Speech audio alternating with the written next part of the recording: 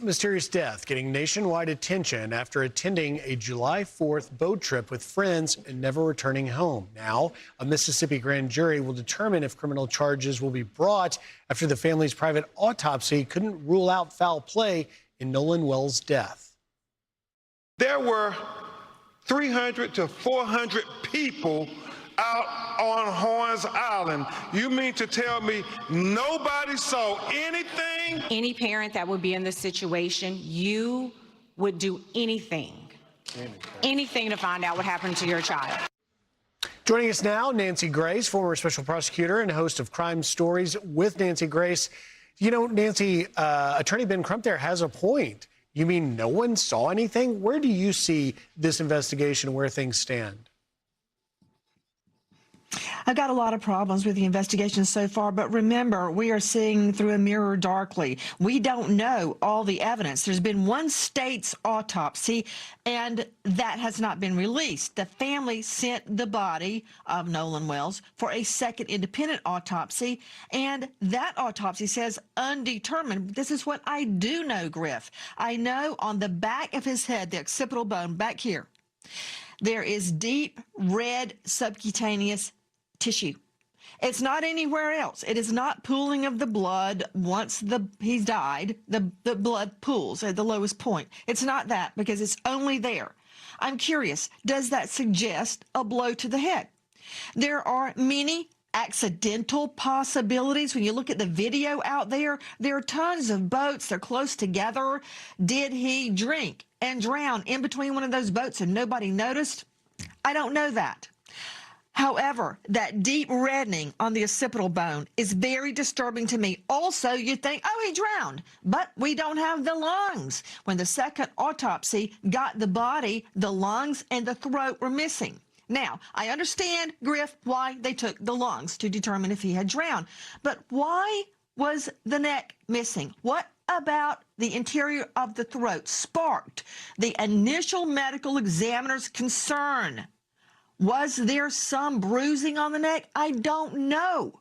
So right now, it could go in so many different directions. But let me tell you this. The call that the friends made when they were returning without Nolan, they say he wanted to stay and be with a friend girl he just met. She, Katie, says, no, he left with his friends. I got a problem right there. That's a conflict in the testimony. But when you listen to the call the other friends made, they called SEATOW, S-E-A-T-O-W, and said, we're sinking.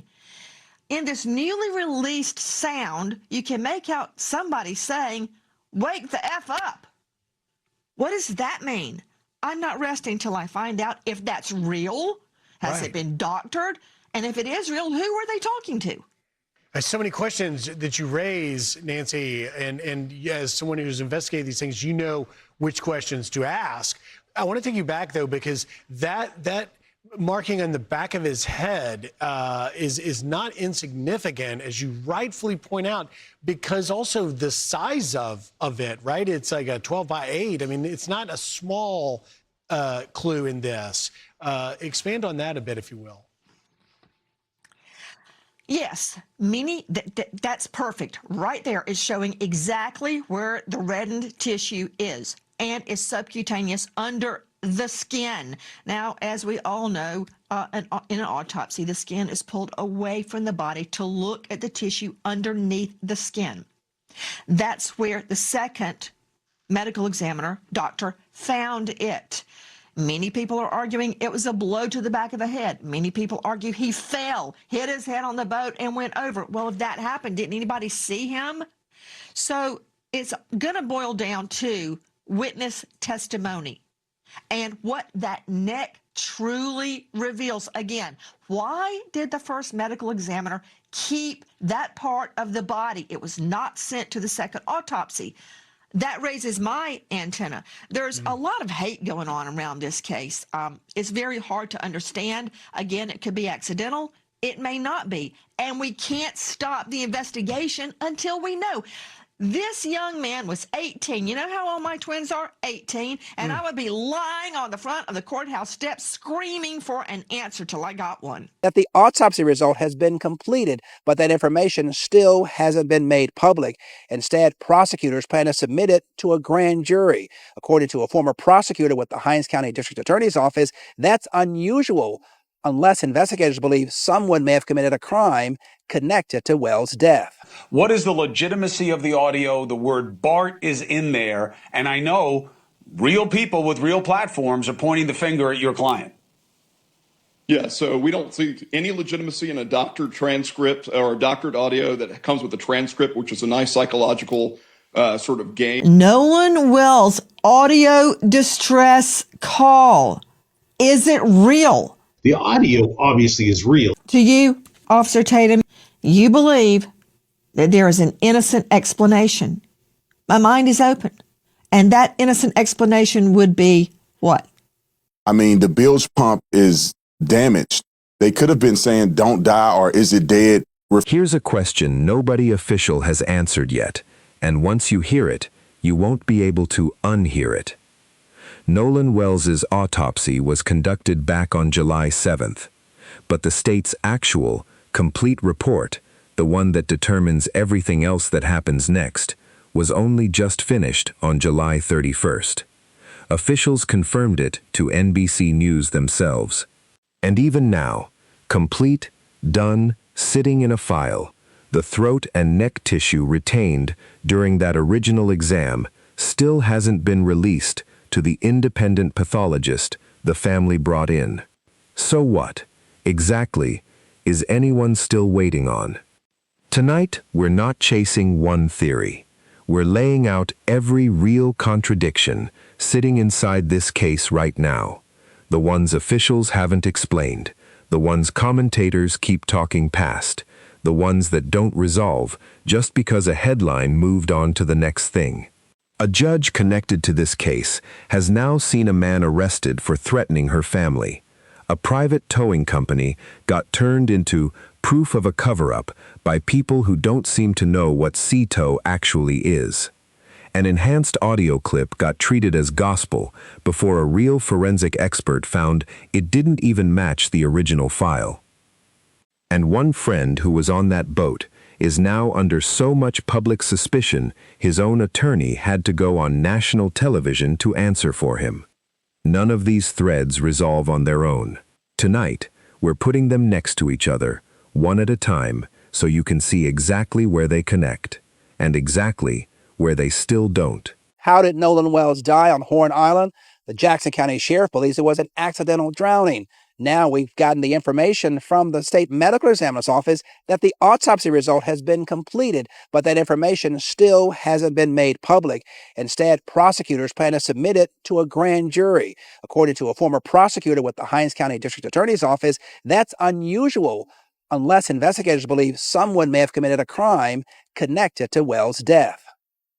It makes you question, do they have a suspect or, do they not have a suspect? What is their end goal for presenting this case to a grand jury? Autopsy does not list the facts of what happened. It just looks at the body to determine, what happened with this body. Attorney Davis says the grand jury could meet for months and in the end agree with whatever the findings say about the autopsy, about how Nolan Wells died, or the grand jury could come up with a completely different conclusion. 3 weeks. That's how long it took the state to go from performing Nolan's autopsy to actually finishing the report on it. Conducted July 7th. Not confirmed complete until July 31st. Officials told NBC News directly. Not the family, not Crump. Here's the contradiction, sitting right in the middle of that news. The report is done, but the throat and neck tissue the state retained back in July, the exact tissue that would show whether there's evidence of strangulation, still hasn't been released to Dr. Mitchell, the independent pathologist the family brought in. Not because it's still under examination. The examination is over. It's just not moving. Ask yourself the obvious question. If the state's own work is finished, what is anyone still protecting by holding on to that tissue? There's a second contradiction stacked directly on top of the first. That completed report is now headed to a grand jury, the body that decides whether charges move forward. But Dr. Mitchell's independent findings, the ones that raised the original concerns serious enough to bring in oceanic engineers and audio experts in the first place, were built without ever seeing that state report or that retained tissue. One version of events is about to walk into a sealed room. The other version, the one the family paid for, may never get inside it at all. To be fair, Mississippi's district attorney has publicly explained why this process stays sealed. Professional conduct rules, protecting witnesses, standard practice for any unnatural death in that county. That's a real, legitimate reason. It's also true that standard practice and the family's own expert still can't see the evidence can both be true at the same time, and neither one cancels the other out. Drop your honest take below, sealed for good reason, or should the family's own expert already have access? We're reading every one.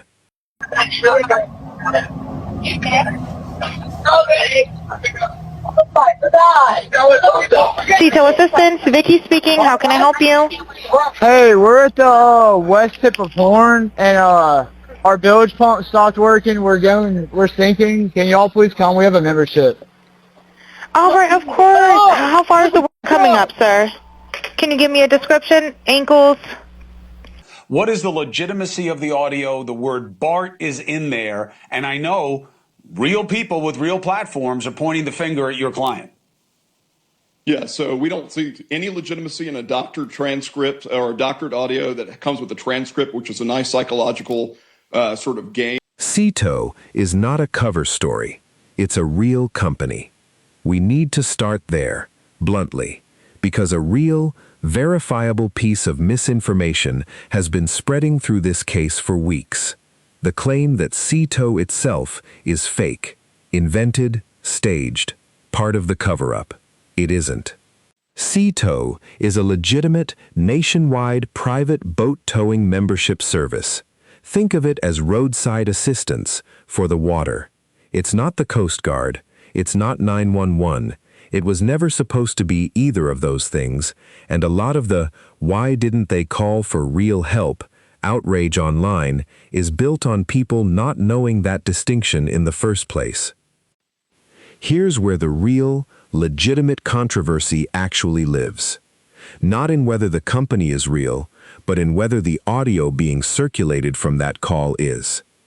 A digital forensics expert, Robert Freed, directly examined the enhanced version that went viral, the one TMZ pushed, the one with the disputed "wake the F up" phrase everyone's argued about for weeks. His finding, that enhanced version runs 20 seconds longer than the original recording and carries a different digital fingerprint entirely. 20 seconds of extra material in a file being presented to the public as an authentic enhancement of a real call. There's a second detail, Freed flagged, that matters just as much. The original recording, as released, had certain information redacted, account numbers, phone numbers, stripped out before public release. That's a normal, reasonable privacy step. But it also means whatever metadata lived inside those redacted sections is gone, which makes it that much harder for anyone to independently verify a chain of custody on any version built from it afterward. Brandon Tatum's position through all of this has stayed consistent, and it's worth stating plainly instead of letting it get lost in the noise. He maintains the original, authentic CETO recording, the real one, released by the state, doesn't contain anything nefarious, and that the enhanced, disputed versions are exactly that, disputed, unverified, and in Freed's own technical findings, demonstrably altered from the source file. That's not the same as saying nothing happened that day. It's saying that this specific piece of evidence, in its most viral form, doesn't hold up to the scrutiny it's been given.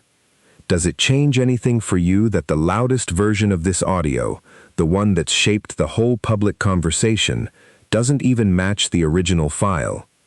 Let us know down below. But this story isn't just about due process. It's not just about the truth. It is an ugly manifestation of rage bait and enragement on social media. And the family has been treated terribly. The friends of this kid and their families have been treated terribly. And now someone is fighting back against these people who get paid per click to create outrage. An alleged enhanced audio of the CTO call that purports to have a background conversation that is suggested sounds like people explaining the murder of Nolan. What is the legitimacy of the audio? The word Bart is in there, and I know real people with real platforms are pointing the finger at your client. Yeah, so we don't see any legitimacy in a doctored transcript or a doctored audio that comes with a transcript, which is a nice psychological sort of game that people play with garbled audio. I'll tell you this. My client's role was to help drain water off of a boat that reported it being in distress. There were 20 plus people separated between those two boats. All of them saw what he did. All of them saw what did and didn't happen. There were two credible witnesses at least that saw Nolan Wells on Horn Island an hour and a half after those two boats left. And my client cooperated with the authorities from the very beginning, never required a warrant, allowed for the inspection of his boat, his GPS, his phone, gave list of witnesses, and answered every question that was asked. So yeah, people are just fabricating things wildly. And the consequence of that is that you've got people who are in legitimate fear for their lives. Our viewpoint is not, we can't stop the entire internet. But I think we believe that we can do enough to convince people that there are some potentially real consequences if you lie and it puts people in danger. One name keeps surfacing inside the disputed audio, inside amateur transcripts, inside comment sections that have already decided who's guilty. Bart Edmiston Jr. His name is audible on the actual, undisputed recording. That much is real. What's disputed is everything people have built on top of that fact. Enhanced, unverified audio versions claim to catch a background conversation naming him in connection with something far more serious than helping with a boat. That claim got loud enough, fast enough, that his family says he's been doxxed. His information spread online, threats following close behind, over what they're calling outright fabrications. It got loud enough that his attorney, Russell Latino, went on News Nation, sitting across from Chris Cuomo, specifically to answer for a client who hasn't been charged with anything. Here's what Latino actually said, and it's worth hearing in full rather than the clipped version that's circulated. His client's role, according to Latino, was helping drain water off a boat that had reported being in distress, nothing more. He says, roughly 20 people were spread across the two boats that day, and every one of them saw exactly what Bart did and didn't do. And then he made a claim that hasn't gotten nearly enough attention, that there are at least two credible witnesses who say they saw Nolan on Horn Island a full hour and a half after both boats had already left. Sit with that for a second, because if it holds up, it's one of the most significant claims in this entire case. Not because it clears anyone automatically, because it would mean the timeline everyone's been arguing about, boats leave, Nolan's alone, something happens fast, might be wrong in its most basic shape. An hour and a half is a long time. It's long enough for almost anything to have happened on that island that had nothing to do with anyone who'd already left by boat. We have to be honest about where this claim actually stands right now. It's an attorney's statement, made in defense of his own client, on a friendly televised interview. That doesn't make it false. Attorneys cite real witnesses constantly, and doing so is a normal part of mounting a defense. It also doesn't make it independently confirmed. Nobody outside Latino's own team has named these two witnesses publicly, or had them speak for themselves, on the record, in their own words. To be fair to Bart specifically, since he's the one actually being named online without ever having been charged with anything, helping tow a distressed boat and being spoken about in an unverified audio clip are not evidence of wrongdoing. They're the exact kind of thin, circumstantial threads that turn into pile-ons long before anyone actually knows what happened. If those two witnesses are real, and Nolan really was seen an hour and a half after the boats left, does that change how you've been picturing this whole case? Tell us honestly. Breaking news coming out of Mississippi. The case of Nolan Wells is getting its latest update and first arrest, as a man by the name of Joseph Alfredo Vasquez Dumars is now in custody after sending threats to Warren Hudson's stepmother and Judge Ashlee Cole at the top of July. As you should know, Cole, whose stepson Warren Hudson is one of Nolan Wells' friends, whom he traveled by boat with to Mississippi's Horn Island before Wells would be found washed ashore 2 days later, would find herself under a large amount of ridicule after she would release a statement on her Facebook account.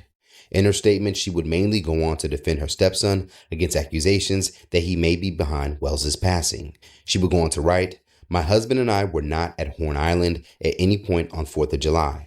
No one in our family is trying in any way to impede with the investigation by law enforcement or to otherwise hamper the family and law enforcement's quest for answers." Warren was interviewed by the Jackson County Sheriff's Department and cooperated fully.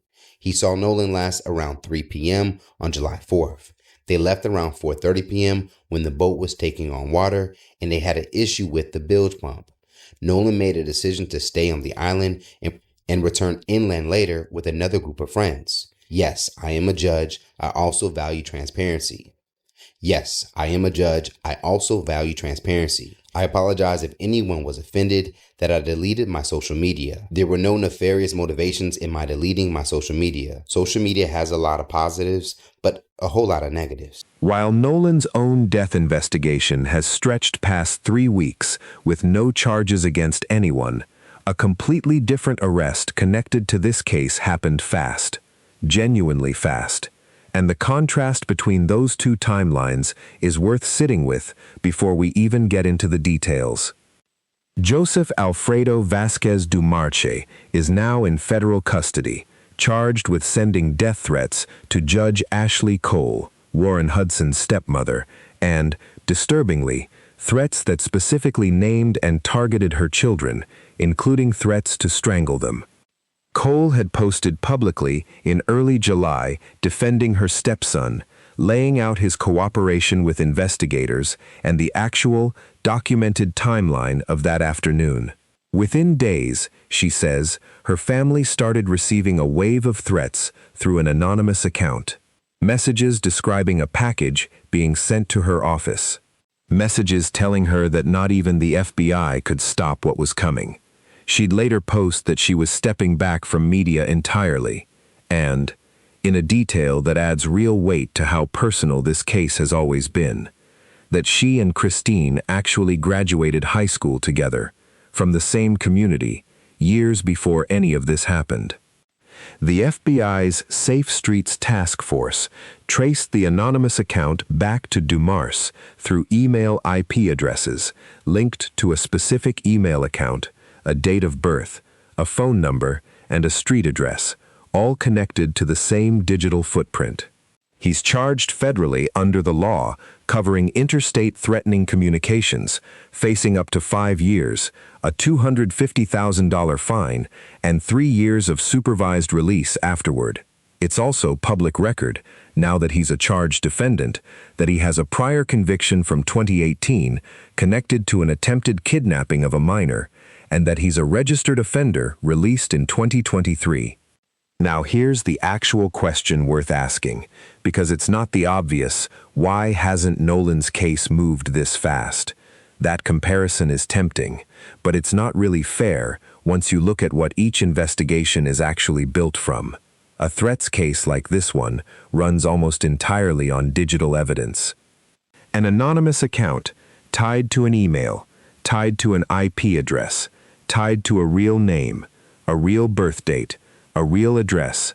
That's a chain federal investigators are extremely well equipped to follow, and it often resolves in days precisely because digital footprints don't decompose, don't drift with the tide, and don't depend on dozens of partygoers agreeing on what they saw through a crowd of hundreds. Nolan's death investigation is the opposite of that on almost every axis. A body recovered after days in open water, a scene with no fixed cameras, hundreds of potential witnesses scattered across a barrier island, with weeks now separating the event from anyone trying to reconstruct it. Those two kinds of cases were never going to move at the same speed, even under a completely competent, good faith investigation on both fronts. That explanation is real, and it's fair. But it doesn't fully dissolve the discomfort sitting underneath this comparison, and we're not going to pretend it does. A man threatening a judge's children got identified, charged, and jailed inside days. An 18-year-old is still dead with no charges against anyone 3.5 weeks later. Both of those facts can be true, and both of those facts can be explained, and it can still feel deeply wrong that one moved this much faster than the other. That feeling isn't irrational just because there's a logistical explanation attached to it. There's one more piece worth including here, because it's a genuinely hopeful development in a case that hasn't had many. Warren Hudson's father, Judge Cole's husband, has personally put up a $50,000 reward for information leading to an arrest and conviction of whoever is responsible for Nolan's death. That's a member of the friend group's own family, publicly, financially committing to Nolan getting real answers. Whatever else is contested in this case, that's not nothing. Does the digital trail explanation actually satisfy you, or does the speed gap between these two cases still sit wrong no matter how it's explained? Say where you actually land. Any parent would want to know what happened, and she expressed that. But there are motives with Ben Crump and his history. There are lawsuits now suing his friends and social media companies fueled by Ben Crump. Do you think that he's helping this family or hurting them in their quest for answers? Well, Katie, I think he's destroying the reputation of this family and also hurting this investigation. The fact that he put out the autopsy prematurely when law enforcement didn't even put out the autopsy it can convolute the investigation, because now when you interview witnesses, you don't know if they are saying things because they saw it on television or have they genuinely had an experience only they would have if they were actually there at the scene. And then also, I want to believe his mother. I don't have any reason necessarily, because I don't know her personally, to believe that she would just lie. But when I look at the facts, why wouldn't she communicate with with Warren and their family? They showed me text messages, they showed me phone calls where they called and reached out to her. And if I personally want to know what happened to my child, the first person I'm going to talk to is the people who last saw him alive. I don't understand why they take the position of saying it's us versus y'all, and now you want to subpoena phones and do things like that, which are going to take, I don't know, months for it to come out. And they may not even be granted. I mean, you got to think, Nolan was an adult. He wasn't a kid. So some of these social media platforms may not even grant them access to his account if they don't have somewhat of a legal search warrant. So I just wish that they would have come together as a community and got to the bottom of this, got information, and then shared it to the public instead of, making it a divisive thing up front. Yeah. Nolan's mother went legal, not with a press conference, with actual filed court paperwork. Christine's attorneys have filed subpoenas in Jackson County Chancery Court aimed at 5 separate platforms: Meta, Snapchat, TikTok, WhatsApp, and Life 360, the same location tracking app Christine used herself the night she was searching for her son before anyone official had organized a search at all. According to the filings, what's actually being requested is broad: current and past usernames, associated emails and phone numbers, display names, IP addresses tied to every account, and the full history of communications, posts, and stories. That's a real, serious legal step, not a request, a court-backed demand. Let's actually break down what each of these 5 subpoenas is realistically capable of producing, because they are not equally powerful, and treating them like one single tool misses almost everything interesting about this move. Snapchat is arguably the most important one on this list, and here's why. Content that disappears from a user's own screen doesn't necessarily disappear from Snapchat's own servers. The app is built to make things vanish from view. That's the entire premise of the platform. But vanishing from view and vanishing from existence are two completely different things. If Nolan's account really did get stripped of everything from that day, the way Christine has described, a subpoena to Snapchat is one of the only tools that could actually confirm whether that content still exists somewhere on their end, even after it disappeared from the phone itself.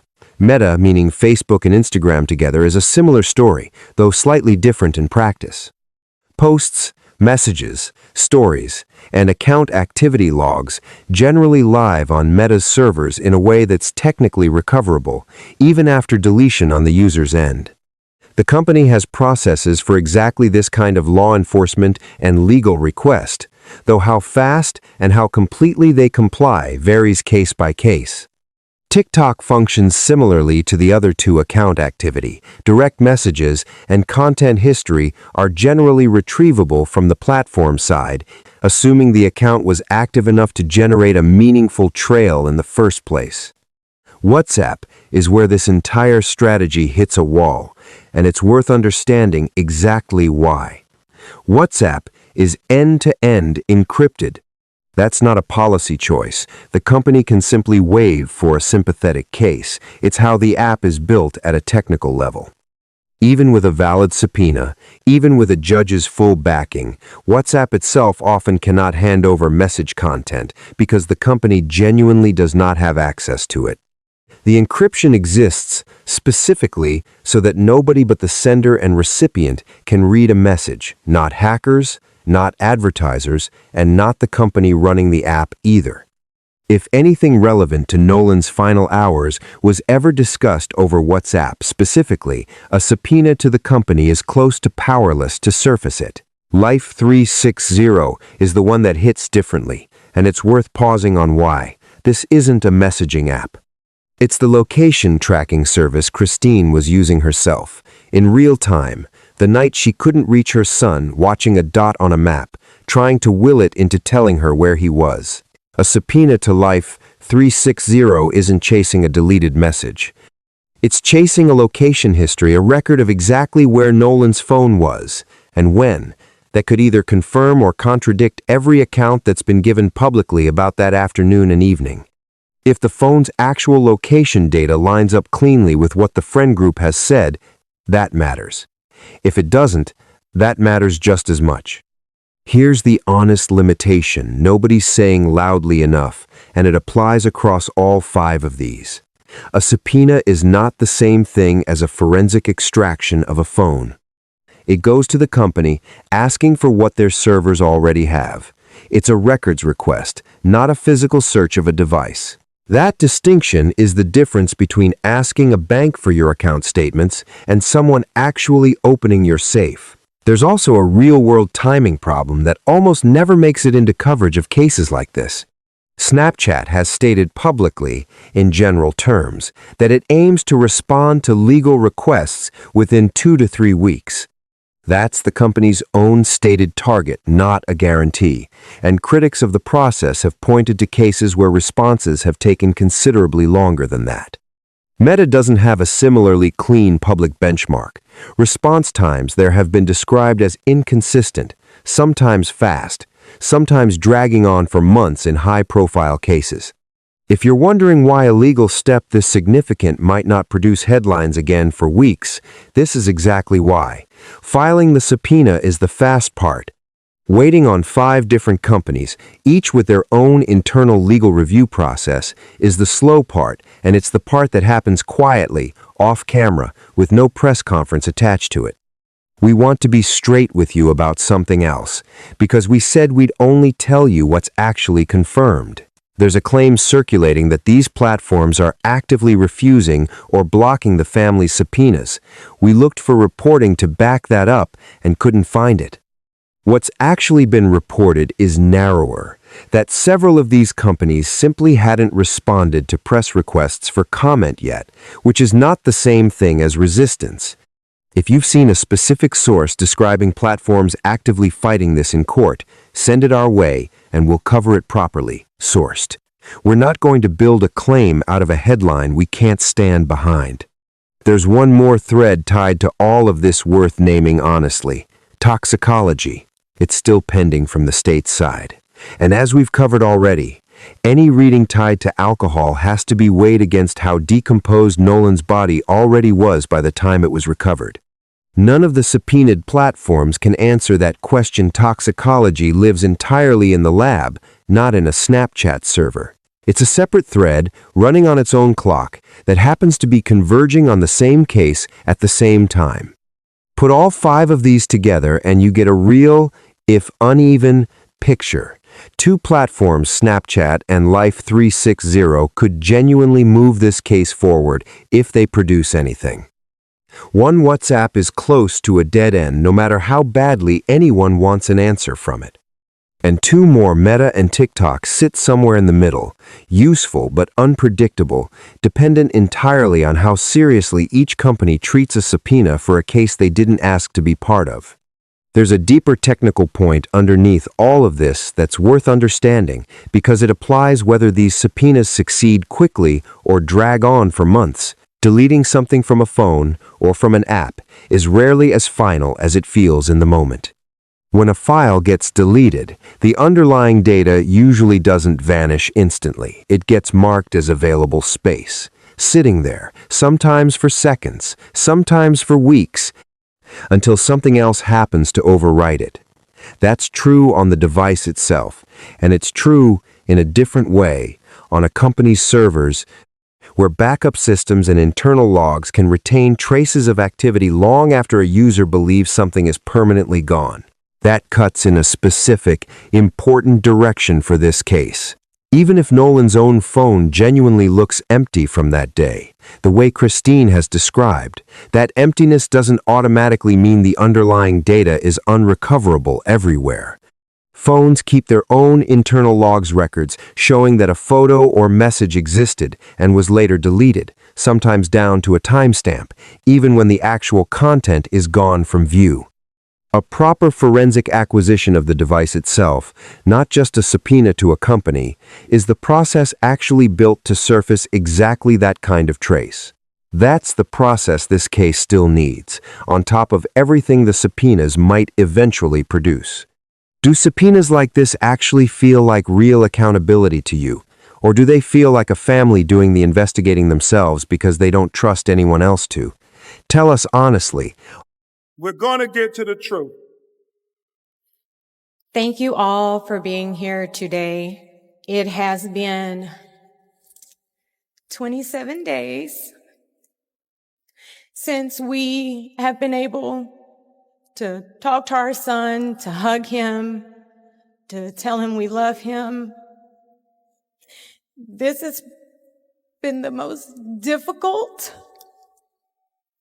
time we have ever had. I want to tell you who Nolan was. Nolan was a God-fearing, God-loving child.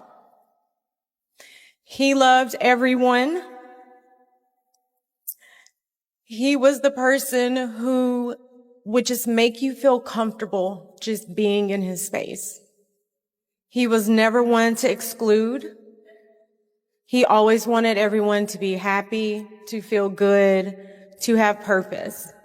He would lift anyone up. It didn't even matter if he didn't know you.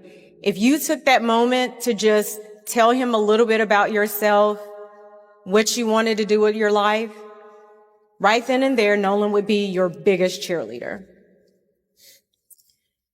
Today, we are begging, because I'm not too proud to beg. We are begging, if anyone knows anything, his friends, strangers, please call the hotline, because we will not be able to rest until we get answers. But please understand that all of these distractions, These are the questions that the attacks that people have sent our way. Just know we will not be distracted. That's right. We are ready to do whatever we need to do as his parents to continue advocating for him, because Nolan is not here. He is not here to speak for himself. He is not here to tell us what happened. So again, we will not rest until we get answers. And if you know something, you need to let us know. Please do not be afraid. Okay? Thank you all so much again. We truly appreciate your love and support.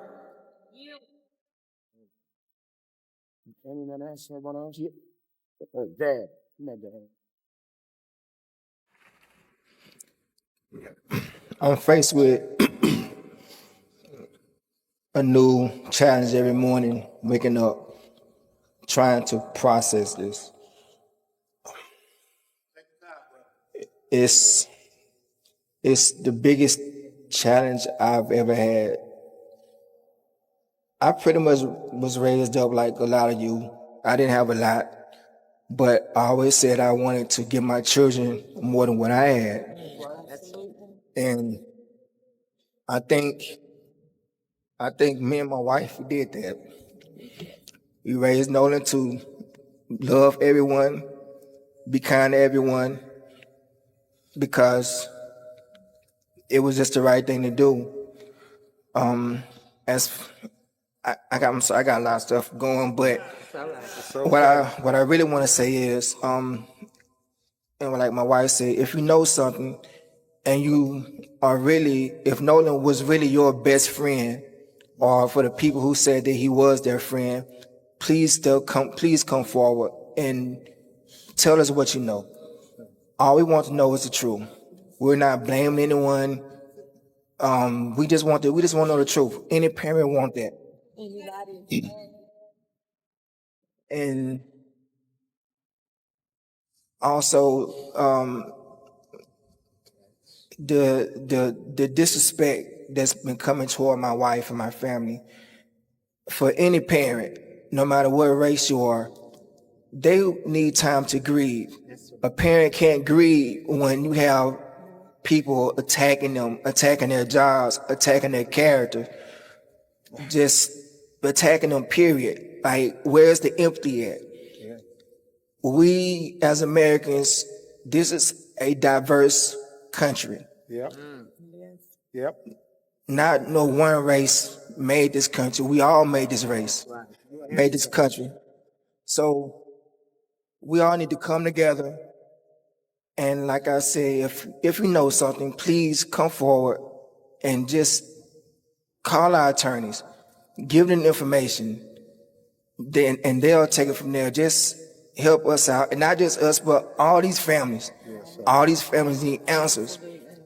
Anyone with information on any one of these cases, please come forward, because losing a child is something that you got to live with for the rest of your life.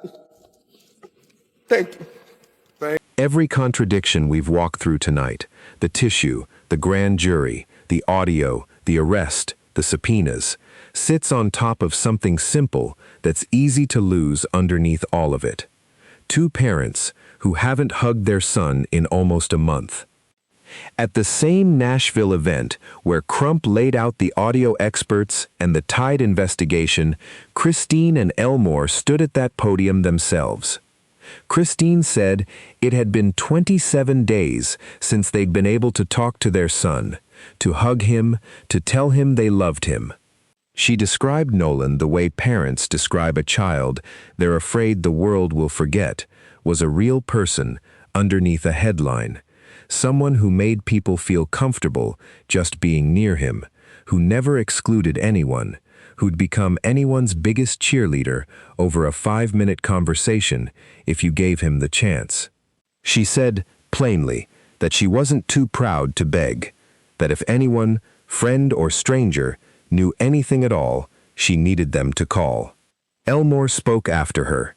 He talked about waking up every morning to a new version of the hardest challenge of his life.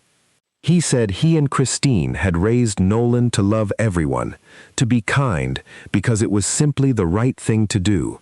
And then he said something that cuts through almost everything else in this case, that no parent of any race should have to grieve while simultaneously being attacked, having their character questioned, having their jobs targeted, just for asking what happened to their child. That detail is real, and it's ugly, and it deserves to be said plainly. Christine, a nurse practitioner with a clean professional record, has had her workplace flooded with fabricated negative reviews since she started asking questions publicly. Reviews attacking her character, not her actual work. That's not disagreement. That's an organized attempt to make a grieving mother's professional life harder while she's burying her son. Here's what we want you to sit with before we close this out. Whatever you believe about the audio, the tissue, the timeline, the friend group, none of it changes what these two people are actually asking for. Not a predetermined verdict, not anyone's head on a platter. The truth, whatever it turns out to be, arrived at honestly instead of announced within an hour of a body being recovered. That's the whole ask. It's the same thing any parent watching this would want if it were their own child. If you're a parent, or you love someone the way these two loved Nolan, what would you actually do in their position? Not the internet tough answer, the honest one. The breaking news, the autopsy from Mississippi is in. And so what does that mean? When do you find out? Have you heard anything from them? We were made aware that the autopsy was complete. Because media started calling us, and I know the district attorney's office may have reached out to the family, but we did not get a chance to talk to them before the news told us the autopsy was complete. We are scheduled to have a meeting with the district attorney's office next week. Whether that means they're going to reveal the autopsy results is unknown to us, but we're certainly going to inquire because, we have been begging for transparency the whole way, and we've tried to be very transparent with them, and we hope that they will be transparent with us, especially his family. Yeah. So Ben, can they not release information to you? Because I know that, explain the process, because it goes to a grand jury. Now, do you know if they're going to be transparent with you, or you don't, and how much you think they can or will reveal? Well, I think they can. They can do what they want. We do cases all across America, and the district attorney and the governmental authorities have the authority to release information as they so deem to release it. Don Lemon, they could be transparent, or they can say, well, we're not going to release anything until the grand jury. And then that means we don't know when we're going to see it, because nobody knows when they're going to conclude their report. And George Floyd and Breonna Taylor cases like that, where you had governmental authorities trying to be transparent, they would release information to try to build public trust. What are they going to do in Mississippi? We do not know if they're going to release it. They may say, we're not going to release anything at all until the grand jury, and the grand jury might convene. You just never know. You said the grand jury might convene. You cut out for a second, Ben. They could convene anytime the district attorney's office says that we've completed our investigation. It's all up to them. It could be next week. It could be 2 or 3 months. We have no control over when the grand jury is convened and when the district attorney decides to release information. Okay. I know that it's difficult for you to listen to this, and I was keenly aware that you're in the background and you're having to deal with this. I wrote something this morning in my newsletter, and I said that, you have been wanting transparency around this. First of all, good morning. Thank you for joining us. But you have been wanting transparency around this. But hearing the actual words and the results or whatever, that is extremely difficult. You want transparency, but then to be able to hear it is heart-wrenching. It's really a double-edged sword. It is. And honestly, it's one of those things when we're sitting in it, because we have not been able to fully grieve, right? So there's a bit of disassociation that occurs. And I too have to just always take a moment to step back and be like, okay, however it goes, right? Like it has to in some way, like it has to be accepted. But again, I can't fully accept the answers and things that were told to us at the beginning because it was too soon. There was no investigation. Stories did not align. And so for people to say, hey, you know, why can't you just accept it as a drowning and be done and those things that have occurred. But, you know, that's why we needed that independent autopsy. We needed to make sure that whatever was found was true. But of course, when you don't have the complete picture, that also, you know, kind of makes you question even more, like, what exactly are we dealing with? And we need that. Like my husband and I, our family, we need those questions answered. When you got the news that the autopsy for the state autopsy was done, what went through what was that like for you? What did you think? I said, oh, wow. But then again, you know, like Attorney Crump said, the DA did reach out. Actually, I had text the victim's advocate, Amanda, saying, hey, were there any updates with the autopsy? I know the coroner told us it takes about 2 to 3 weeks for the toxicology report to come back, which I know that was kind of the main thing they were stressing. And so then I think that afternoon, so today is what? So I think that was maybe a day or two ago, the DA had called and I missed the call. And by the time I saw it, it was too late and I wasn't going to call her at 9 o'clock because I've had to change the settings on my phones because of the harassing phone calls I've been getting. I want to talk to you about all of that. But just one more thing before we go into that. I just spoke with Ben about transparency. What are you hoping from Mississippi, whoever's releasing this information, whether it be the medical examiner's office, the state, or the DA? What would you like from them? You want to hear everything, I'm sure.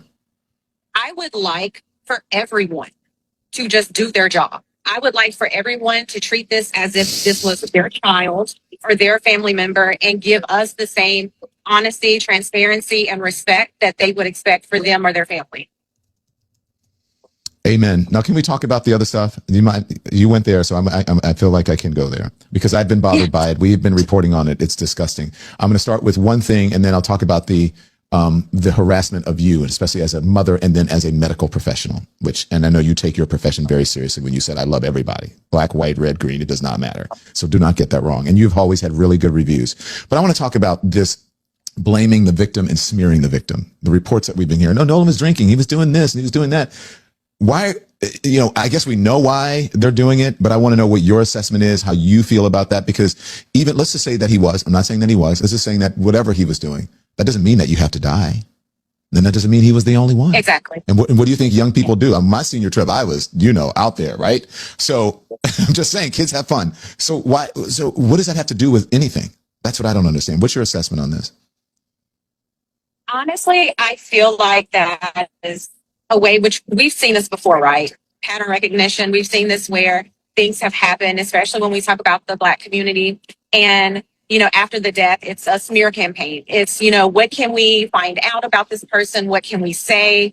And, that's something, my family and I, especially my husband and I, we definitely do not appreciate. But, we can't fight everyone that wants to have an opinion. But also, too, it's part of society that has been allowed to occur, which is it's gut-wrenching at best. Because if you were in our situation, how would you feel if there were millions of people who are saying, oh, hey, well, he was at an island, he was heavily drunk. And again, even with the drinking, there are so many conflicting stories, only because I have spoken with adults who knew Nolan very well, coaches that were out there. One in particular, I think he told me he saw Nolan somewhere between like 2:45 and 3:30. He was like, Christine, yeah, we talked for a while. We talked about college. We talked about his life, his plans. And he was like, he was perfectly fine. Because I think it had bothered him too, that there was this narrative of, oh, he was sloppy drunk. Like and it started at the very beginning. It was, oh, he was sloppy drunk. And I'm like, but was he though? Or is this a narrative that you guys want to use to kind of have us just accept that it was a drowning?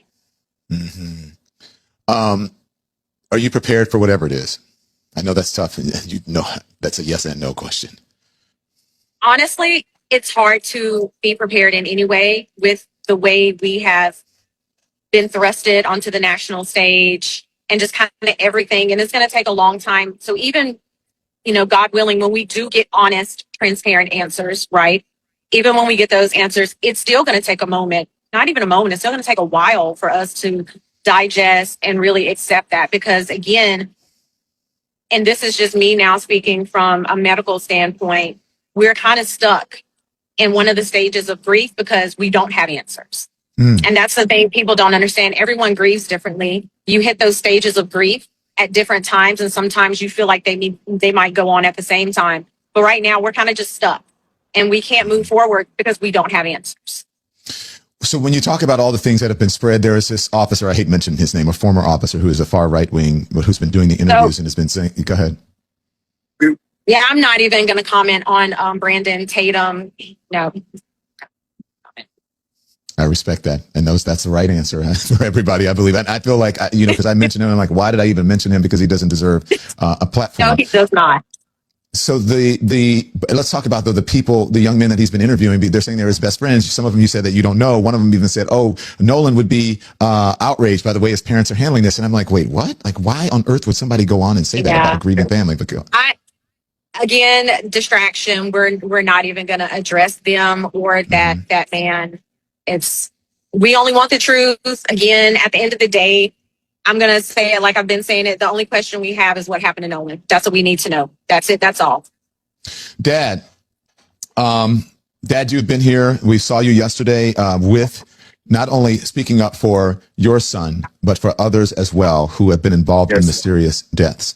That was a very emotional moment for you, and the vulnerability I saw there. What do you want to say to folks who are your wife is getting, threats? She's being harassed. Those families have been treated like they're a nuisance by police departments, according to the reporting. What do you want to say to America about this? Like my wife said, just from a parent standpoint, we just want to know what happened. We want a fair and thorough investigation, just like the other families, because we hurt just like them. If this was their children, they would want to know. They would want to go to every resource they can get to the ends of the world to find out what happened. So then that's all we're doing. We're not accusing anyone. We just want to know what happened to our son because it doesn't add up. Times don't add up, stories don't add up, and it just doesn't. So we just want a fair and thorough investigation so we can grieve properly because we can't, because there are so many answers, but so many questions that are not answered.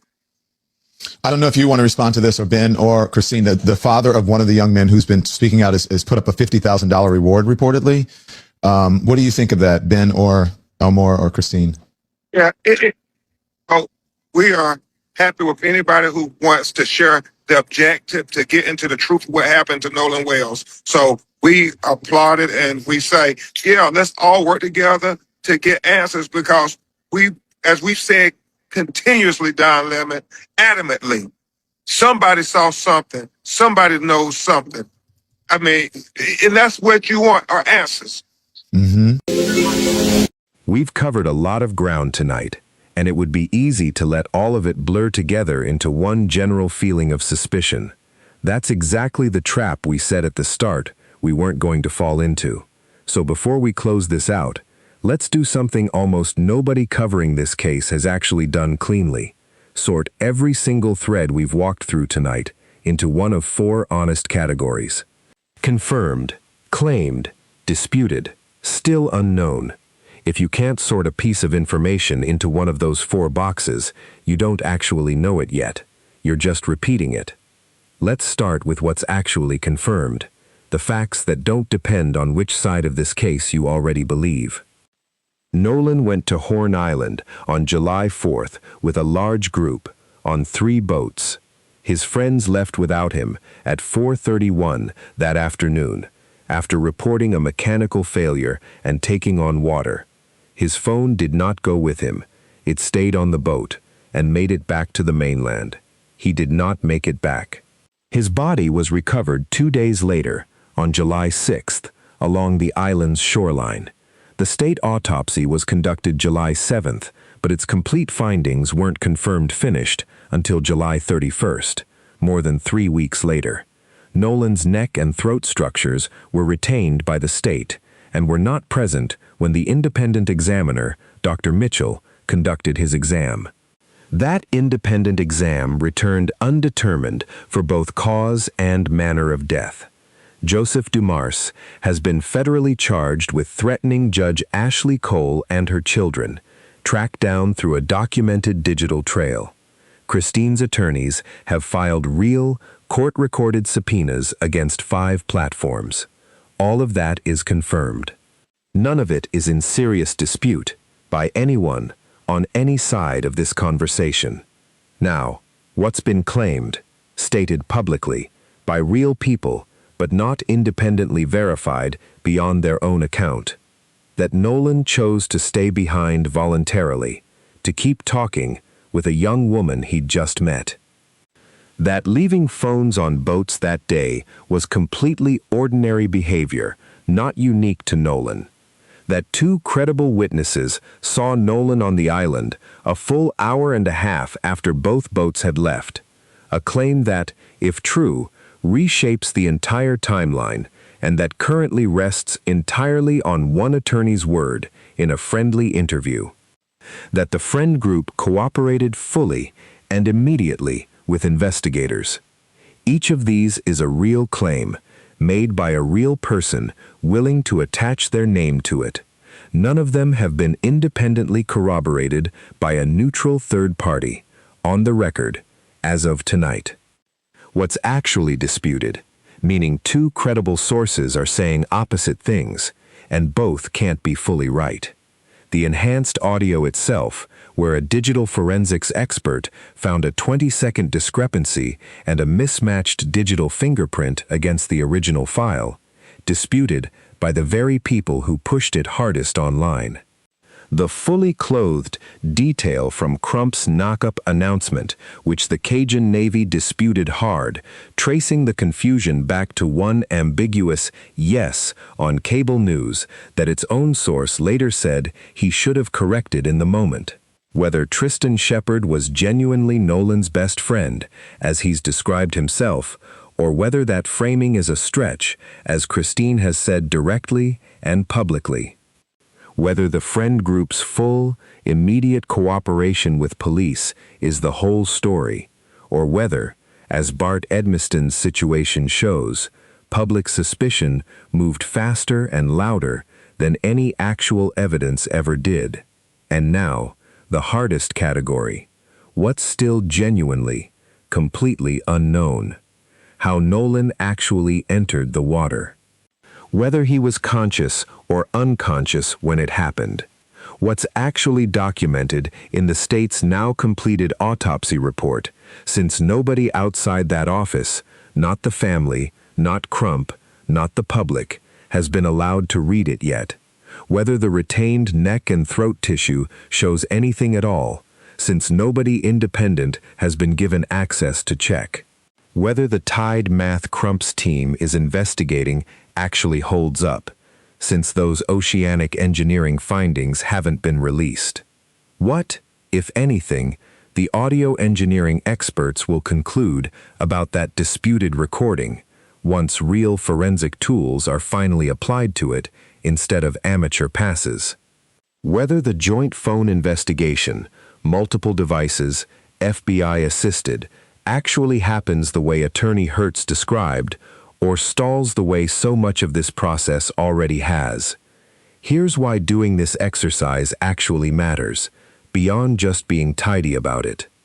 Every single contradiction we've covered tonight lives at the seam between these categories, the place where something confirmed gets stretched into something claimed, or where something disputed gets repeated so many times it starts sounding confirmed to people who've only caught the headline version.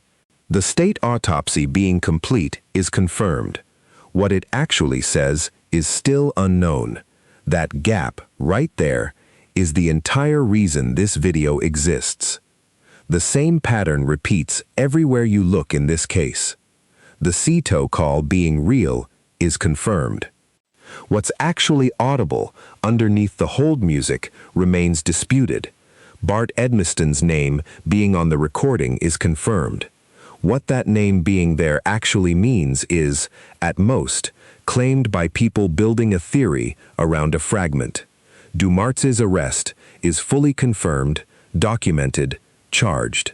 Whether it tells us anything at all about who's responsible for Nolan's death, it doesn't. And treating it like it does is exactly the kind of category error this whole video has been trying to name. We want you to actually do this yourself, right now, in the comments. Pick one claim from this entire case, anything, any detail you've seen argued about online, and tell us honestly which of these 4 boxes it actually belongs in. Not which box you want it to be in, the one it's actually earned. There's a reason this matters more than it might seem like it should. Every one of those 4 categories gets treated identically online, all the time. Confirmed and claimed and disputed and unknown, all flattened into the same tone of absolute certainty, all argued about with the same intensity, regardless of how much or how little is actually behind any of it. That flattening is exactly how a case this serious ends up buried under noise instead of getting the careful attention it actually deserves. It's how a family looking for real answers ends up drowned out by people who are certain of things nobody has actually confirmed yet. Nolan Wells deserves better than certainty built on category errors. So does his family. So, honestly, does everyone else whose name has been dragged into this, the friends who were there, the judge who's had her children threatened, everyone caught in the blast radius of a case that still, tonight, doesn't have a confirmed answer to the one question that actually matters. There's one more thing worth naming before we move into the last part, because it explains why this sorting exercise isn't just an academic one.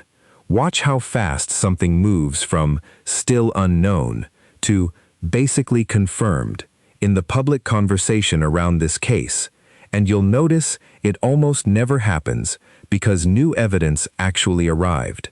It happens because enough people repeated the same version of events, confidently, in the same tone, until repetition started doing the work that evidence was supposed to do. The fully clothed detail did exactly that for days before anyone traced it back to one ambiguous word on cable news. The phone back video did exactly that for over a week before Tristan Shepard corrected the record on national television. The pattern is consistent enough now that it's basically predictable. A detail surfaces, gets stated with total confidence by someone with a platform, spreads faster than any correction ever could, and by the time the correction actually arrives, it's already lost the race. That's not a flaw unique to this case. It's how nearly every high-profile, unresolved death investigation online works now, in 2026, whether the underlying facts point towards something ordinary or something genuinely wrong. The volume and the confidence of a claim have stopped being reliable signals of how true it actually is. And that's precisely why we've spent this entire video trying to slow down and sort, instead of adding one more confident voice to a pile of them.